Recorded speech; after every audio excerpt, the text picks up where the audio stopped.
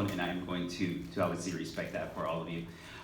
So my name is Estevan Hernandez. I'm the manager of diversity and outreach initiatives here at the UCLA Graduate Division. Just a little bit about myself before I begin. I too went to a community college. I went to Santa Monica Community College. I see some SMC folks in the crowd. So I did my most of my undergraduate work there at SMC. I was there for five years until I actually transferred over to a CSU. Did my undergraduate in business marketing. Then I started working here at the graduate division, and that's when I went back to graduate school to pursue a master's in higher education administration and policy. So I know a lot about the community college system. I'm a byproduct of the community college system. I think it's a great system that's out there. I'm glad all of you are either, from my understanding, currently in community colleges. Is that correct? Yes. Right. And or transfer students from a community college. So big congrats to you. As I mentioned, my name is Estevan Hernandez, Manager of Diversity and Outreach Initiatives here at the UCLA Graduate Division. And sort of what I do in my role, my day-to-day role, is we do a lot of pipeline and recruitment programs for undergraduate students, such as yourselves. So today is really about for you to start thinking about the PhD program or even master's programs, or just pretty much think about graduate school. Not specific to UCLA, of course. If you want to come to UCLA, we could definitely have a conversation about that too. But really just thinking about and casting a wide net about the different types of graduate programs that are out there, but more importantly, choosing the right one for you.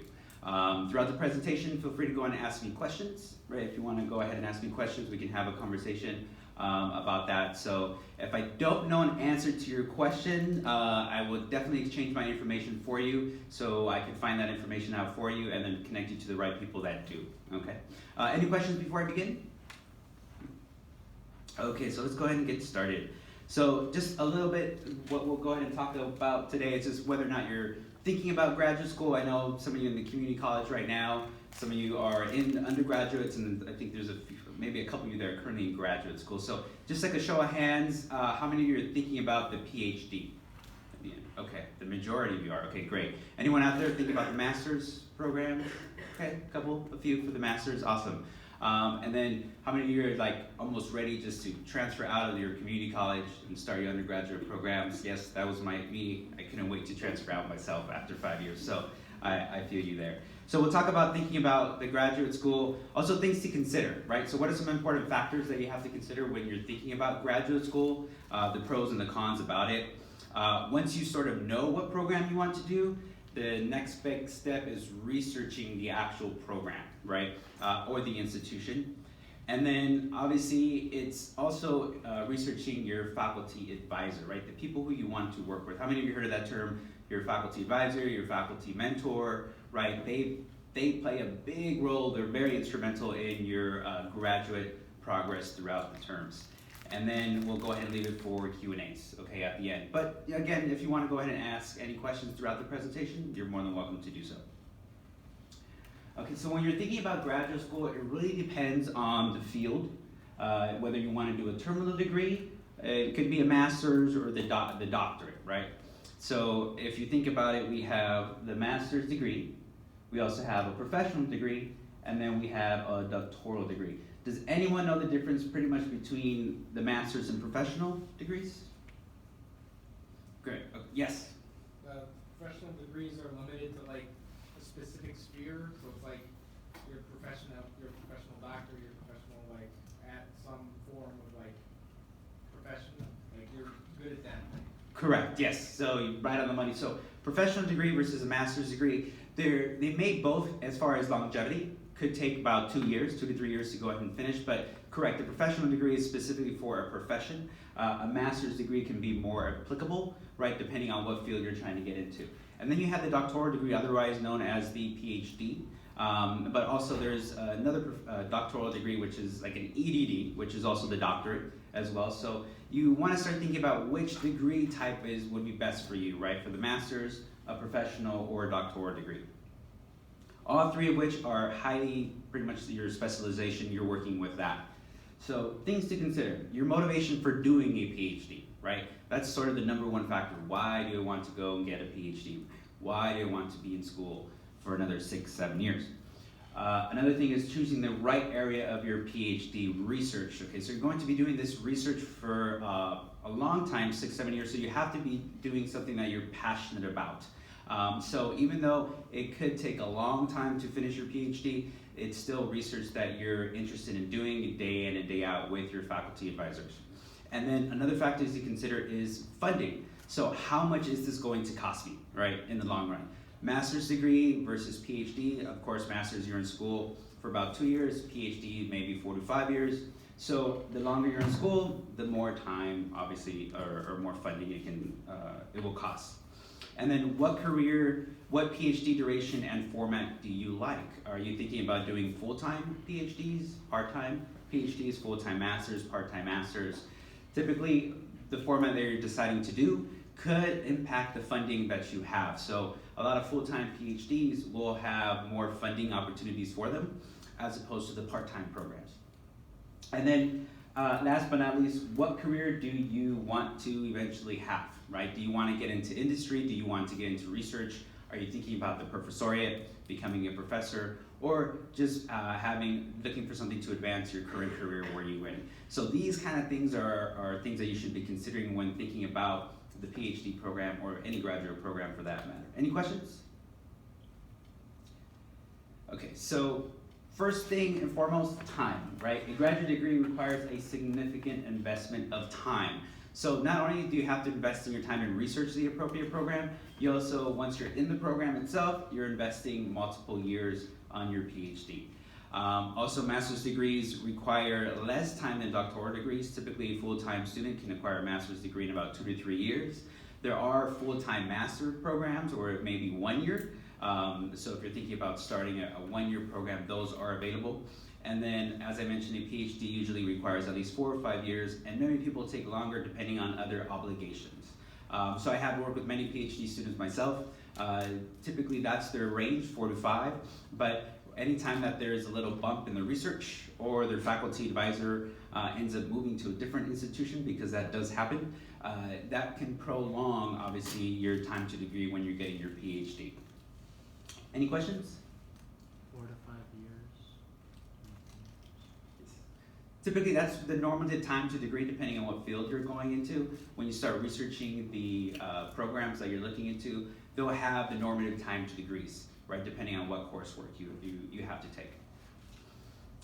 Money, right? PhDs take longer to complete, so it also requires more money, but that's not to say that masters aren't cheap, right? If you're thinking about like the MBA, some sort of professional degree program, those, especially here at Anderson, at UCLA, can come at a hefty price, depending on what master's degree you're looking to do.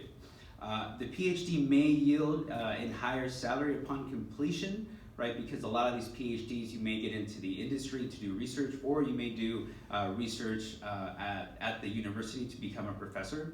But then I guess you also have to look at the opportunity cost, right? When you're thinking about a PhD or just going to graduate school, right? What are the opportunity costs when you're taking time off, right, from your current obligations to go back to school and pursue a graduate degree? Me personally, when I went back to graduate school, I went back part-time because I was working full-time, and that's sort of how I ended up getting my graduate degree after that. So thinking about money is also another thing to consider. Any questions? Commitment, right? We all know graduate school takes a lot of work. Unlike your undergraduate degrees or the general education that you're taking, you're focusing on something very specialized. So all the courses that you're taking are specific to your research topic, right? Or within the research literature in your field. So many students are surprised to find that graduate school requires a much larger commitment in terms of work and intellectual energy than the undergraduate. So the many years of school required for a PhD require perseverance on a scale above beyond what undergraduate must typically complete. And while graduate school requires more work, most students find the work enjoyable. So that's why it's important to pick the appropriate research topic that you want to do, because once you start getting these reading assignments and these writing assignments, and you're reading the different articles that are out there in the field, you tend to actually enjoy it. And me, myself, after being in community college for 5 years, I never thought that I would enjoy reading as much until I actually went to graduate school and started reading material that I enjoyed myself. So think about that when you're thinking about considering the PhD or the graduate master's degree. Things to note, right? Master's degrees tend to be more career-oriented, as we mentioned. PhDs tend to be more research-oriented. So if you're thinking about doing research, that's not to say you cannot use your PhD to get into the industry that you're thinking about doing, but masters, again, more career-oriented, and they're typically used for career advancement for the master's degrees. For those who want to become scientists or professors at an institution or at a university, typically a PhD is practically mandatory when you're thinking about doing a professoriate. And a PhD can also be helpful outside of the world of academia. As I mentioned earlier, there is a lot of need for PhDs in industries to do research for IP, which is intellectual property. So a lot of these industries or agencies are looking for researchers to develop intellectual property so they can patent it and then sell it, which is a whole other topic that we could actually get into. But a PhD consists of the ideal of creating knowledge. How many of you heard of this about as PhDs or graduate students, you are now creating knowledge, you're no longer consuming knowledge? Have you heard of that phrase before? Yes, no? So I'm seeing some head shaking and some saying yes. So the big difference between the undergraduate and the graduate degree is that as undergraduates, you are pretty much consuming knowledge, right, at that point. With the graduate school, whether it's master's or the PhD, you are now creating knowledge, right? You are pretty much filling the gaps that are out there in the bodies of literature. Once you start reading the articles and you're finding the research, your job as a graduate student, whether it's master's or PhD, is to find the gaps that are out there and then close them by you creating that knowledge. Okay, any questions? So now that you sort of thought about the things to consider, what about the actual school itself, right? So I like to use like a three-prong approach, right? What institution am I going to go to? And it's really about your skills, your interests, the overall fit, right, of the institution, and then your own personal career plans and goals, right? So it's sort of a three-prong approach when you're thinking about choosing a PhD program. So when you're researching for graduate programs, try and clarify your career plans and goals, right? What is your ultimate end objective, right? Professionally and academically, personally, what do you want to do?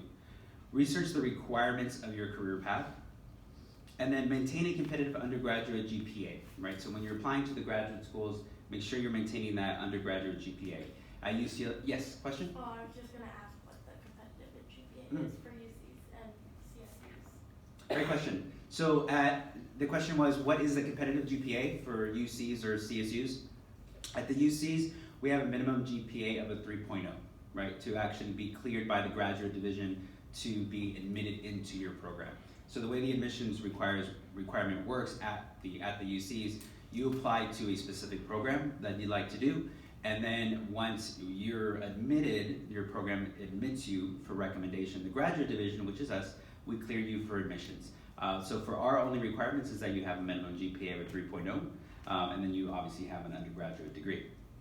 As far as being competitive, it does depend per program, right? Depending on what program you want to do.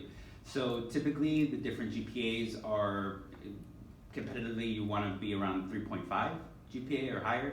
That's not to say if you don't have a 3.5 you're not competitive, because we use a holistic review approach, right? We don't typically do cutoff scores. You'll hear the term cutoff. So if you don't have a minimum GPA of a 3.5 or a 3.6, some institutions won't even look at your application. But you want to get in contact with the departments, and I'll get into that a little bit. But getting in contact with the departments and even asking them exactly what is a competitive GPA for your specific department, because it does vary, right, depending on the departments. But that was a great question. Yes? Would that be cumulative with community college and cancer institution? Great question. So the question was, is your competitive GPA cumulative with your community college and your transfer coursework? So a lot of departments, when they're looking at your GPA, they're more interested in the courses that you've taken and the grades that you've gotten in those courses that are related to the specific research you're looking to do. So if you're getting into a field that's a lot of quantitative work, make sure that your quantitative courses are up there in their GPA. So they will look at everything from your community colleges to your undergraduate, right, to any type of transfer work that you have. As far as the graduate division, when we're looking at the GPA, we calculate the last, for that minimum 3.0 range, we calculate the last 2 years, whichever institution you attended to, yeah. But typically focus more on the courses, I'd say, than the cumulative GPA, right, as a whole, right? If you're applying to physics and astronomy and you got an A in basket weaving, it may not be that beneficial to your transfer courses, right? So think about that. Great question. Participating in undergraduate research programs. How many of you heard about undergraduate research summer programs? Okay, yes. Okay, for those of you who haven't, a lot of institutions, including the UCs and UCLA, offer undergraduate research programs. So you can apply to these undergraduate research programs and do research during the summer. And it's a great way to test drive the campus, test drive the department, the faculty that are there, because in the end, this may be the institution where you're going to be doing the bulk of your research. So as far as remaining competitive when you're researching for graduate programs and what they're looking for, participating in summer research programs will also help you, right, in your application process with the PhD. So always be on the lookout for different summer research opportunities. So researching, definitely, yes? Just a question about that. I Googled summer research opportunities because I'm from the Bay Area, so I Okay. would go home and try to do it at Berkeley, but I think they're more geared towards like South Campus majors, right? Like STEM fields. Okay, great question. So for those of you who don't know, the question was that she was looking at different programs in the Bay Area for Berkeley, and Berkeley's programs were geared more towards South Campus. Does everyone know the term what South Campus means? No. No, okay. So there's a difference within the UC's North and South Campus. It's particularly the term of, in the South campuses are all the sciences or the STEM fields, and then in the North campuses are the humanities and the social sciences. So great question, and she said that there's a lot of opportunities in the South campuses and not in the North campuses, which is true. You'll find that a lot of summer research programs are in the South campuses, but for those of you who are in the social sciences or in the humanities, that's not to say that you cannot reach out to the departments to see what type of summer research or internships they might have, right, on an individual basis. So a lot of the summer programs you'll see that are published are for the sciences or the STEM fields, but again, I highly recommend, and we'll talk about that, getting in contact with the departments to doing the final research for the program. Building on what you said about getting in touch with the departments, I've been filling out some cert application, and they asked you, they're like, have you gotten in touch with any of the faculty? And it's like, seeing that question, it makes me want to get in touch with them and try to establish a relationship. How would you do that? Like, Ooh, great question. So the question was, the young gentleman here was saying that he was reaching out to departments, and one of the questions was, have you gotten in contact with faculty, and how do you do that? So I love your enthusiasm and your passion. I have a whole slide on that. So yes, I'll touch about that. Any other questions? So when you're doing the research for the actual graduate programs, right, what is it that you're looking for? Look at the literature or the brochures, the recruitment brochures that are out there for you. When you go to these recruitment fairs or these conferences, you're going to get handed a lot of different materials that are out there, so that's a great place to look for. Just doing your own research online on the various programs and institutions that are out there is another great way to start. But my personal favorite, if you can, go visit the campus, right? Go visit the campus and see if you really envision yourself doing a PhD program there, right? You'll find out that a lot of, unlike the undergraduate, when you're doing your PhD program, your home is your program. So you're going to be spending the bulk of your time in that program. So if you're getting your PhD in physics and astronomy, this will be your building, right? You'll be meeting here with your mentors, and then you'll also be taking the bulk of your classes in that specific building. So take a look at not just the campus and the different resources they have on campus, but also the program itself and where it's physically located on the campus. Yes? Is there an expectation of already completing research programs by a certain year, like by junior year, senior year, whatever that is? Especially since we're community college students, I'm assuming a lot of us haven't done things like that. So will we be behind necessarily? Ooh, great question. So the question was, is there an expectation as for community college students to be completing research, right? Or will you be considered behind if you haven't? So what are some of the things that actually get you into a PhD program? One of them is research. So you don't necessarily have to, when you say complete research, is come up with something brand new or ideal, but as long as you participated in some sort of research, right, you don't necessarily have to complete it, but participating in some sort of research activity. A lot of it, you also know that you don't need a master's degree to get into a PhD program. You can go straight from your undergraduate to your PhD.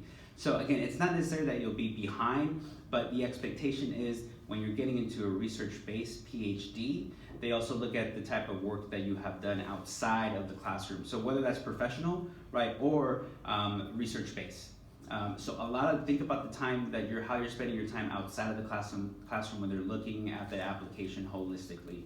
And a lot of it has to do with your research interests. So I want to talk a little bit about that. Your program, if you're applying to a specific program and the faculty mentor is there based on your specific research, then that also has a great impact on your application. Great question. And then last but not least, a phone call. I know, don't text the faculty at the departments. Do call. So call the student affairs officer, and we'll talk about the student affairs officer in a little bit, who are also known as gatekeepers. So being able just to pick up the phone and calling and see what research faculty are there and what research interests they have. So some few things to consider obviously for fit. The housing, if you're going to be living on housing, UCLA has its own graduate housing, which is separate from undergraduates. We know that graduate students, specifically in the PhD, need to have their own housing requirements because a lot of the graduate students are a lot older. They might need housing for their own families. So think about any type of family and children support. If you do have family and children, think about the graduate student associations you may want to get involved in. Oftentimes policies that are implemented on the institutions are because of the graduate students associations who meet with graduate councils. So if there's any involvement you'd like to go ahead and do that, think about what type of graduate student organizations are on there. Sports and recreation, of course. You're going to be all PhD students, which means you're going to be doing a lot of eating, writing, sleeping, eating, writing, and sleeping. But don't forget about obviously your physical health while you're there. So take a look to see what type of resources they have there, of course. Conferences and annual meetings. How many conferences are held at the institution? That is a great opportunity for you just to attend those conferences. That means you don't necessarily have to travel, right, when you're attending these conferences. So that's a great opportunity to take a look at. Think about the professional development career. These are all things you have to think about when you're thinking about fit at an institution. So who do you really talk to when you're thinking about what kind of program you want to do? Think about who's in your network, right? Are those current grad students that you want to reach out to? Any faculty, postdocs? Who knows what a postdoc is? I know that's a term that sometimes gets thrown around a lot in higher ed. Yes? Someone who recently just got their PhD?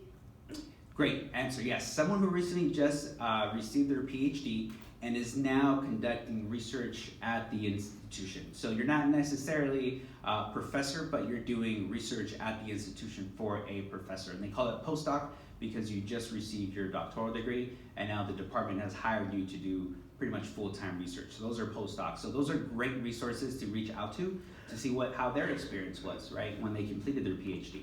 Question? Who is the others? Oh, others, alums and others. So if there are any other people like myself, right, that you want to talk about programs at UCLA, right, recruitment officers, graduate recruiters, any friends or family members that might have been alums at the institution that you're thinking about doing your PhD program. So always think about who's in the network when it comes to gaining that information for which PhD program to go to. And the student affairs officer, have any of you heard of the term student affairs officer? No? It's short for SAO. A lot of the UC campuses have them. A student affairs officer is one of the gatekeepers to the department. So the student affairs officer oversees all the student affairs within the program. Oftentimes, they're the ones who are receiving your application and then forwarding it over to the faculty. So they know the type of applicants that they are receiving. So getting in contact with the student affairs officer, they're full-time employees at the department, is a great resource to know, and just setting up a one-on-one meeting with the student affairs officer is another great opportunity for you to get to know more about the program and what they're actually looking for in their PhD students. Any questions? Yes? I know you talked a little about postdocs. Can you maybe talk a little more about postbacks? Ooh, great question. So a little bit about postbacks. So that's a lot similar to summer research opportunities. So some institutions, UCLA doesn't offer any, but some institutions do, Post-bac is for that gap year, right? From the year that after you graduate with your undergraduate degree to the year before you actually get admitted into a graduate program. If some of you are thinking about taking a gap year or taking time off from your undergraduate degrees, think about a post-bac, right? It's post-baccalaureate. So some institutions offer them. You could do research with the faculty members. So if you feel that you haven't had that research experience, right, with your undergraduates, take a look to see what type of post-bac opportunities they have. You're essentially doing research and you're receiving a stipend at the institution. When it comes time to apply, right, you definitely want to include that in your application, your resume and your CV, and then talk a little bit about it in your personal statement, right? Post-bacs, definitely they provide research opportunities for you after you do your undergraduate degree. So kind of going out to getting in contact with the faculty was a question, how do you go about doing and getting in contact with the faculty? Step number one, definitely do your research and prepare. You want to cast a wide net. And by wide net, I mean first start thinking about what program, right, of research interests you want. Once you find your research topic and what you want to do research in, then start thinking about or looking what institutions offer that. Not a lot of institutions, not every institution offers every single program. At UCLA, we only offer about 130 programs. That varies from UC Riverside, which offers about 60 graduate programs. So you want to see which institution has the program that you're looking to do research in. So definitely prepare your research and prepare your questions. Number two, conduct your informational interview. This may be with the student affairs officer, right, or it may be with a faculty mentor. And then step three, follow up with a thank you, and then also a little thank you email, a thank you note, or just a thank you phone call. There's we get this a lot from faculty that students reach out to them. They think they're great, they want to do work with them, and then the student never follows up with a thank you call. So the faculty thinks, well, maybe I said something to turn them off from coming to UCLA. So definitely follow up with them, because when you apply, whether it's a year from now, 2 years from now, they will remember your name when you're applying to the PhD program. So again, do the research, prepare your questions, and we'll talk a little bit what kind of questions you should be asking to find the right PhD program for you, and then obviously follow up with a thank you. So this is sort of like a guide that you might want to go ahead and use about questions that to find the right PhD program for you. You want to talk about the availability of the summer programs, opportunities, especially if you're a junior or senior. Question? Oh, I was just gonna ask if it's too early for community college students that haven't transferred yet, but like I turned in my applications a while back for the UCs. Is this the right time to be like emailing those departments right now, even though I didn't get in yet? I mean, like, hey, I just applied, like, can you tell me more about your program? I want to do this in the future. Great question. So the question was, is it too early, right, to start reaching out to departments and thinking about, right, what resources or what programs they have available? And the answer is, it's never too early, really, to start thinking about and getting in contact with departments, right? People do change. Some faculty members do change departments or institutions, so it's never too early. I highly recommend to start thinking about it if you've already applied for transfer, right, into a specific university. Start thinking about that and reaching out to them now, because you'll be transferring as a junior, right, going in, and you really only have about 2 more years left. And then when you're a junior, you really have to seriously start thinking about PhD programs, because your senior year in the fall, you start applying for them, right? So it really only gives you about a year time to start thinking about what type of research program you want to do. So definitely start, it's not too early, even if you're currently in community college. So again, questions that may relate to the following. So talk about the availability of research of summer programs, specific admissions process. You could definitely ask the student affairs officer or the faculty mentor that you're thinking about working with, any type of specific admissions process. Connecting with faculty that align with your research interests. Question? Is it appropriate to take a break, which I know is quite common, and if you do happen to take a break, how should you maintain things, relationships and things like that? Ooh, great question. Is it appropriate, the question was, is it appropriate to take a break after you graduate?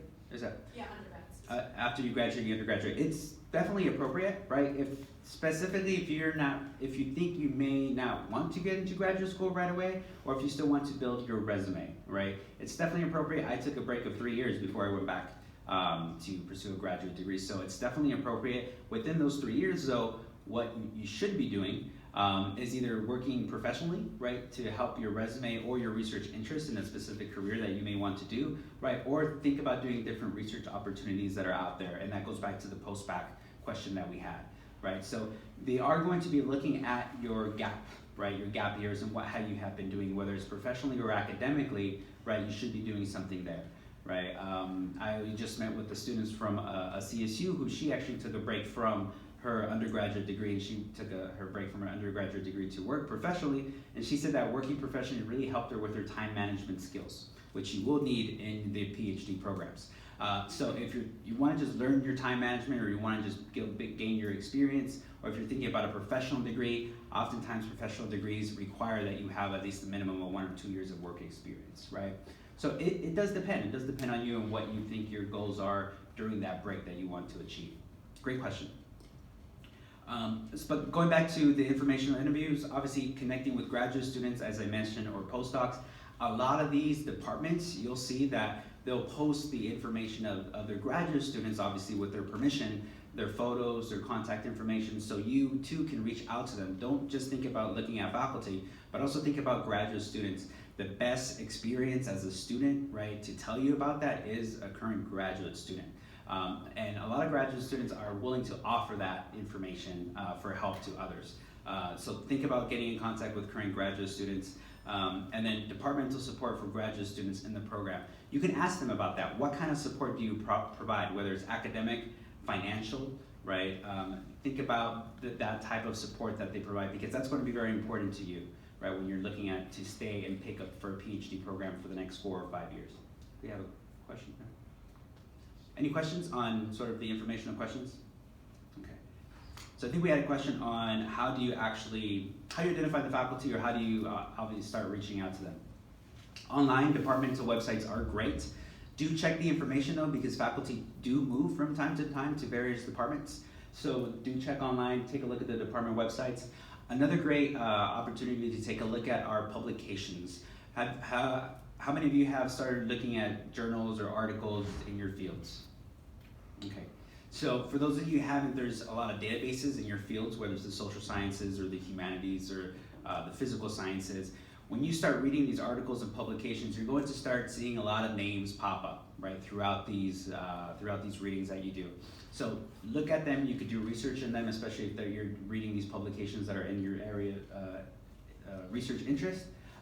See, that's a great place to look at. In person is a great way to identify faculty by going to different conferences that are out there in your fields. A lot of faculty will do workshops or presentations on their research at these conferences, so it's perfectly okay for you to go and give them a heads up. And then you can get in contact with them, setting up individual meetings or office hours. Others are referrals. You could use myself or a student affairs officer if we know the faculty that are on the campus and who are looking for students to do research with. Again, graduate students and postdocs are a great way to, great resource for you to go ahead and connect with to find out different faculty that you may want to work with. So when it comes out to actually reaching with faculty, as I mentioned, know the gatekeepers at the institutions. Oftentimes this is the student affairs officers. This could be myself, or I could send an email on your behalf to a student affairs officer so we can help facilitate that conversation. That's what we're here for. So knowing the gatekeepers, oftentimes you're going to find this information in the recruitment books or the recruitment brochures. When a university goes and tables or recruits at your respective campuses, definitely take a recruitment brochure material and take a look at the contact information that are there.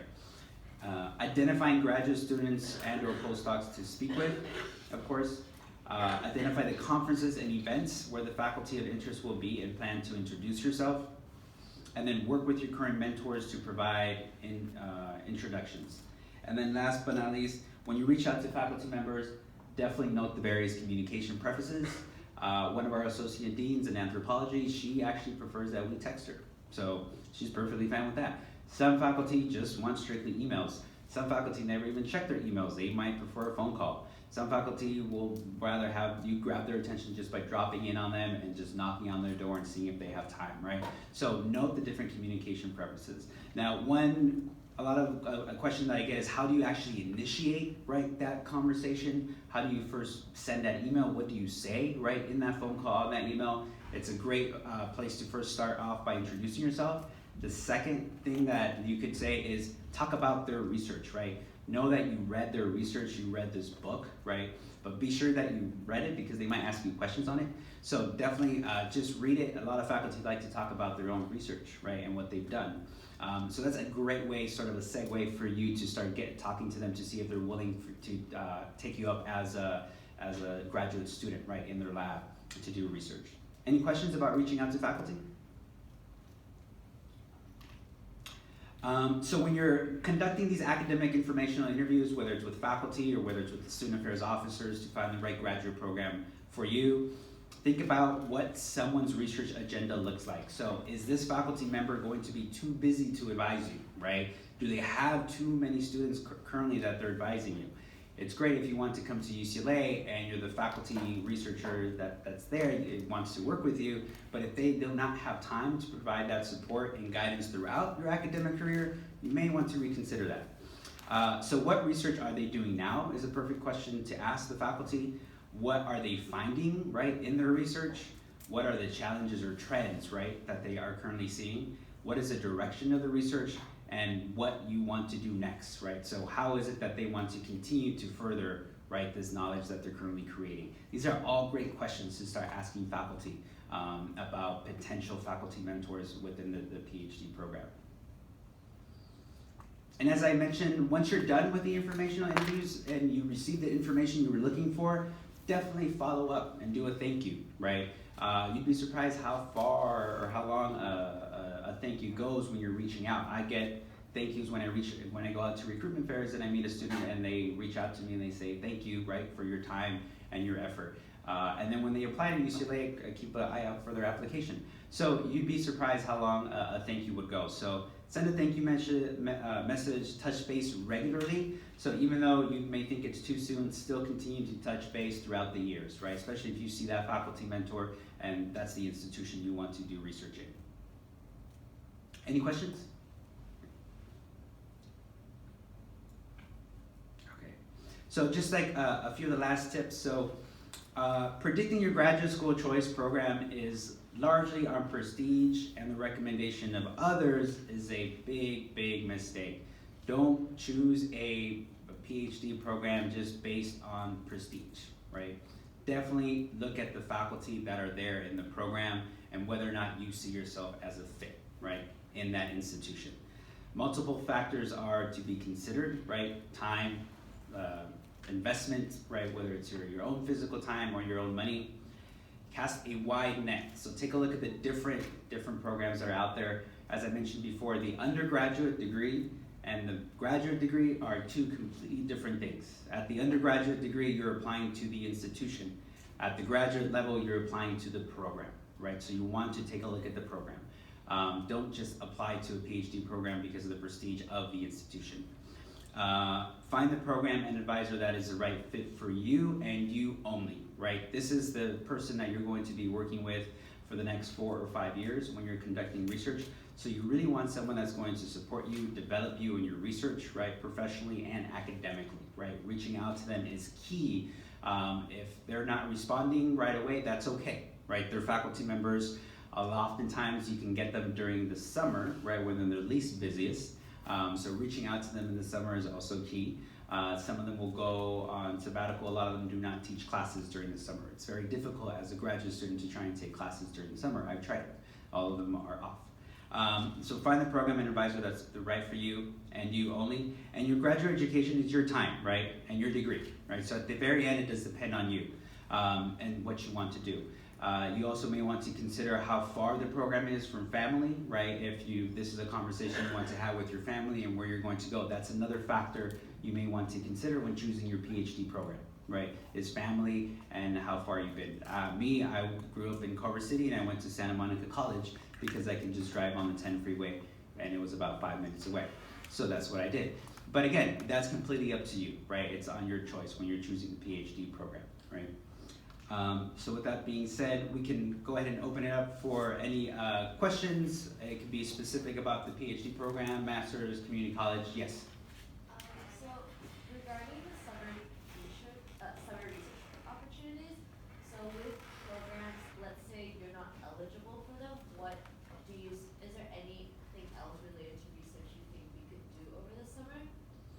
Great question. So if you're not, and we had something similar like that earlier. So if you don't have the institution doesn't offer the summer research programs that you're currently in, what is it that you could do, right, related to the summer? I would highly recommend getting in contact with the department itself to see if they might have any opportunities within the department. So just because you don't see them that they're published, right, still get in contact with the department or any faculty members that may have something off of the side that you can do, right? Like an internship is a great opportunity also during the summer to do summer internships, but get in contact with the department itself, right? As we mentioned earlier, find that a lot of the summer research opportunities are more like geared to the sciences, right, the physical sciences, but I would say either doing an internship, right, or a part-time summer job related into the career or the field that you're thinking about doing, right, later on down the line. So if it's an education, right, think about working at doing a summer job either in elementary school, high school, what have you, as summer programming for summer programs, summer camps, anything like that that can build you professionally, and you can add it to your resume.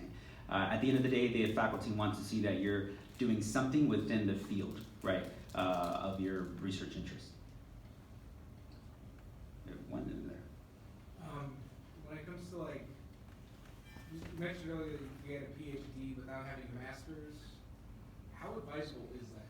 Because like I'd like to do a PhD then a master's, if that's possible. So you'll find that a lot of programs actually, you can get the master's en route. Okay. So yes, so oftentimes the core courses that you're taking at the very beginning of your PhD program will end up granting you the master's, right? And then you end up getting the PhD en route. So when you're thinking about those programs, and that's something to consider, is if you do want to get a master's or a PhD or a PhD and a master's, I rarely see students get a PhD and then the master's, because oftentimes the master's is given to them en route to the PhD, right? But again, you don't need the master's to get into the PhD. There's a misconceptions that if you get a master's, a lot of the courses will transfer, right? Or you can go to a different institution and then your master's courses will transfer. That's rarely the case, because as a PhD student, the faculty and the department want you to be their student. So they want you to take their courses, their lectures, their research. That's what they want you to do. That's why very seldom do courses transfer for masters. And I think we had, where is she? Oh, yes. My question was actually really similar. Do you find that it's frequent for recent undergrad graduates to go into a PhD program? Great question. So the question was, do we find that there's a lot of undergraduates going straight into the PhD program? That answer is yes. So you'd be surprised how many undergraduates are applying directly into the PhD program. And there's a couple of reasons for that. One is it's time, right? You don't necessarily have to pursue a master's and then go into the PhD. Number two, these individuals that we find doing that typically have been in contact with faculty or have done research with faculty, already have that relationship built, right, with the faculty. So when a faculty tells you, yes, I'll take you on as a mentor, then that's when you should be applying, right? Don't let time go. If you have a faculty that's willing to take you on in their lab, right, or as an advisor, that's when you should be applying. So we do find quite a bit from undergraduates going straight into the PhD. When you're thinking about the professional master's degree, those we tend to see that we have more gaps because they want to go work on their careers first. They gain work experience in the field, and then now they're applying for career advancement. Yes. In terms of going straight from undergrad to graduate, financially, what about financially? What about scholarships? What about working as a full-time whatever? What is your recommendation? Great question. So in terms of going straight to an undergraduate degree, into the PhD or working, how does financial aid and finances work on that? So you'll find out, and I know there's a session on how to fund a PhD. You'll find out that if you do apply straight into the PhD, there's more funding opportunities than a master's. A lot of the PhD programs, whether it's here at UCLA or any other institutions, when you're a PhD, you're being funded, but you may be funded through assistantships, which is the term TAs. I don't know if any of you have heard the terms TAs, teaching assistants. You're pretty much teaching an undergraduate course, and you're working a certain number of hours per week. So when it comes to funding, there's more funding opportunities if you go straight from an undergraduate degree into a PhD because they're funding you from the very get-go. Now, if you're going to the master's degree, you'll find out there's not a lot of funding for the master's degrees because they're mainly professionals or meant for career advancement, and you're only in school for about 2 years, right, as opposed to the 4 or 5. So you have to start thinking about weighing your pros and cons, right, if you're going to pay for your master's out of pocket or if you're going to be getting loans, or if the faculty mentor wants to work with you and is offering you funding. A lot of departments have their own funding for their own PhD students. So as far as funding and what's more feasible when it comes to finances, going straight from an undergraduate into a PhD obviously is more fundable that way. Yes? For those programs that are like, because they have one here where it's a master's program and it's only for students who are planning to get a PhD, but like in my case, I don't really care to get a master's because I know I do want to go directly to a PhD. So then, is there a way? Is that more of like a thing you have to talk with the department about like not doing the master's part, or is it because it's a together type of program? You know. Great question. So the question was that there's a particular program here where you get the master's en route to the PhD, but I'm not really worried about the master's. I just want to get to the PhD. So yes, I'd recommend talking to the department on that. Typically, you'll find out it's all about program requirements. So every different PhD program you're applying to has different program requirements, and these requirements are obviously listed on their website. So you'll find that in the courses you take and the number of units that you take, you will automatically get the master's. So it's not like a different graduation ceremony that they throw you because you get the master's on the way. It's just simply because of the way the units and the courses you've taken later on in the transcript, it will show the master's has been conferred, right? But yes, talk to a different program that you're thinking about doing, but you'll find oftentimes than not, it's just because the way it works out with the courses that you're taking and the number of units that you're getting on your transcripts, it's going to equate to a master's for you. First, student here with the glasses on her head, and then the one behind. Okay, go ahead. Is the more prestigious the institution, the more rigorous the graduate program, and then is it therefore more expensive? Ooh, great question. So does more prestige mean more rigor and more money, right? More expensive? Not necessarily, right? So remember, you're applying for the PhD program for the program, right? Not necessarily the institution. There's some great prestigious institutions who don't have great programs, right, at all. So it doesn't necessarily mean that just because it's a prestigious institution, right, a lot of these institutions are known for their undergraduate, right? You see them on the pamphlets. So it doesn't necessarily mean that. That's why I would always advise that you check with the specific program themselves, what type of research the program is doing, specifically with the faculty, right? It doesn't mean more expensive. It depends whether you want to do private institution or you want to do a public institution. Typically, privates tend to be a little bit more expensive than the public institutions, right? At UCLA or any of the UCs for that matter, financially, if you're thinking about just graduate school, and if you're in California, right, you typically pay about $16,000 per year, right? And if your PhD is about 4 years, then you multiply that by 4, and those are your costs for your tuition, right? At private institutions, you can pay about $50,000 per year, and then you'll multiply that times 4, right? So it does depend, right? When you're thinking about prestige, there are a lot of prestige public institutions that are out there, right? UCLA being one of them, Berkeley being another. So you could definitely take a look at. Obviously, you have to weigh your pros and cons and do research on the specific program, but more importantly, the faculty that are in the program to advise you. So my question is, I've double majored, and so I'm applying to undergraduate research programs, but the programs that I'm applying to don't offer my primary major, because they're asking questions about what faculty I want to work with and what program I would want to be going into. So would it be better to just go ahead and apply to them and apply as my secondary major, even though it's not necessarily what I'm looking to go into graduate school for? Okay, so if I believe the question was, they don't have your primary, the program that you're looking to apply for doesn't have your primary, but they have your secondary? Yes. Is that what you're looking for? So yes, that's perfectly okay, right? And so you can apply using your secondary major, but ultimately find out though, you may find out as once you're admitted into the program that your research interests might change back to your primary. You really want to do your primary. So it's okay, right? But when you're looking at the application process, again, they're looking at you as a researcher, right? So is the secondary field, and this is something you may want to ask yourself, is that secondary field that you're doing research in something that's going to sustain you, right, throughout the next 4 or 5 years, right? So the way I put it is your passion, right, is sort of the wheels to the car, it makes it going, but the faculty that are there are really what put the gas in the tank to really prepare you forward for that. But that's okay, yeah, you could definitely apply as your secondary, and not necessarily do your primary for that. Great question. Yes? My question was, how does out-of-state tuition apply to like different PhD programs that you do?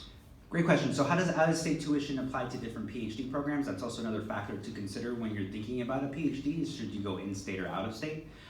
When you're out-of-state, you're typically assessed non-resident or out-of-state tuition. And that could be anywhere, typically double the cost. At UCLA, if it's $16,000 per year, you pay double that per the year.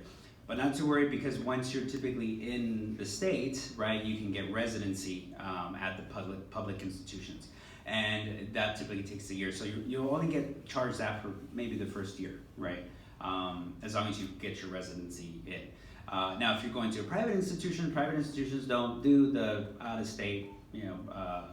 They just have that flat fee that they charge.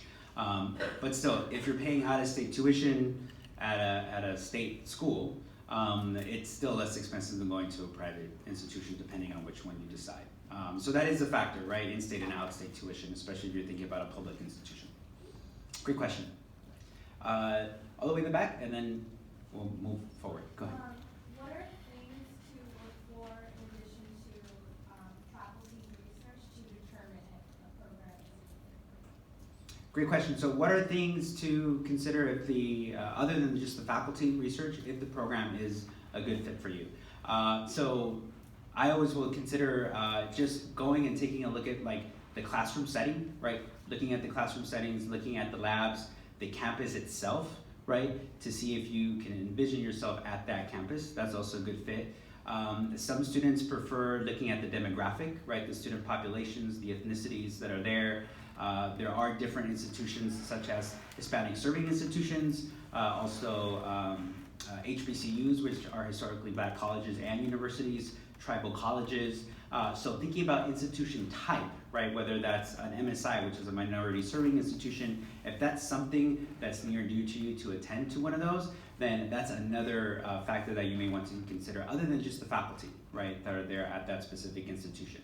So institution type, student population, the campus itself, those are all things. Do you really see yourself, right, on that campus, that lifestyle as a graduate student, right?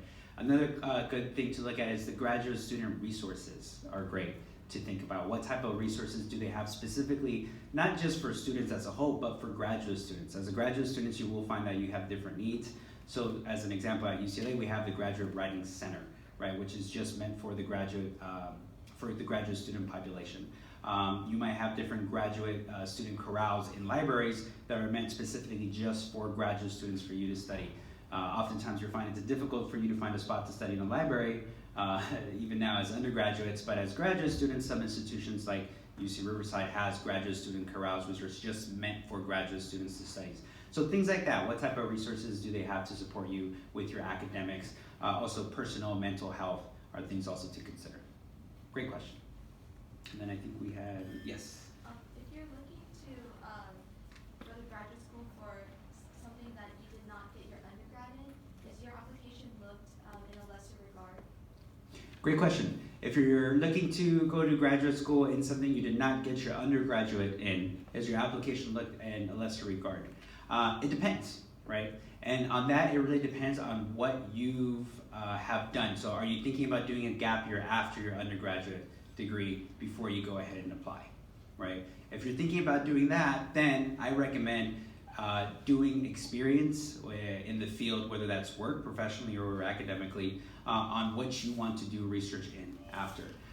Because when they're reviewing your application, it's great that you have this research interest, but one thing that the faculty are looking for is, do you have the qualifications and skills to carry out that research, right, throughout. So if you did your undergraduate in something that's qualitative, and then now you want to do your research in quantitative, right? Do you have those quantitative skills carrying over from your undergraduate, right? If not, then I would recommend taking time off, getting those skills at either at a community colleges or taking additional courses or doing work that relates to quantitative methodology so you can build that resume and build that application up. Just my personal experience, I did my undergraduate in business, and then I took 3 years off. I worked in higher education. I went back into graduate school for higher ed. So that's what I did. Yeah, so it's perfectly okay to do something that's irrespective from your undergraduate degree. You just have to ask yourself, what are those steps that you're doing towards that new field that you want to do research in? It's like connecting the dots between the two. Correct, yes. So you can definitely connect the dots between the two. So what skill sets can carry over from your undergraduate that you still might be able to go ahead and put towards your graduate, right, degree. So you can also do that. And I think we had, yes? A grad student told me that it's not a good idea if you go to grad school at the same school that you did your undergrad. How much care do you receive? Great question. So the question is it a good idea to do your undergraduate degree at the same school you did your graduate degree, right? And you're going to find yes and no answers to this. And this is why I'll tell you why, and you can make the final determination, the final answer in that. You'll find out that a lot of your undergraduate professors are the same professors teaching graduate school. And the entire idea of graduate school, right, is obviously to expand your knowledge, take a look at the different gaps that are out there in the field, right, and expose yourself to different ideologies, right, different theories, especially if they're coming from different faculty mentors, right? So you should, my advice to you is you should be exposing yourself to different faculty, right, different ways of instruction, right, when it comes to that.